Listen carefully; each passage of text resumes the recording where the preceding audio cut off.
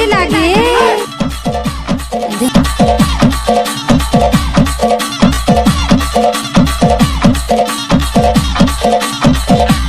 Mix by DJ Prince Singh Sayam ग्राम दुलाधर खुरी टोला वाले।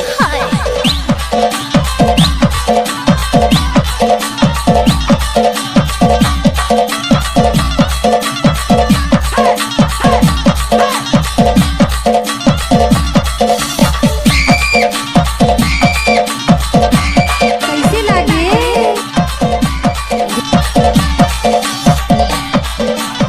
अरे थक गए क्या?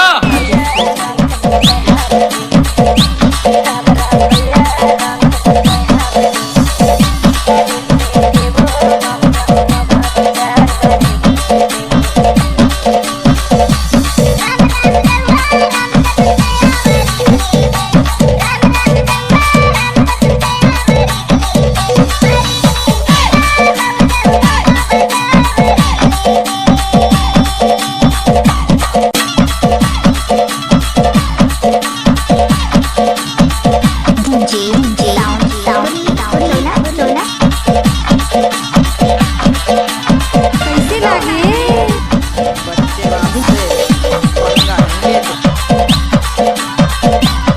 आप सुन रहे हैं डीजे सयाम का ओके।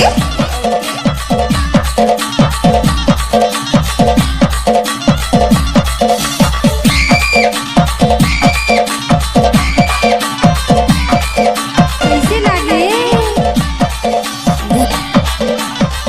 अरे थक गए क्या?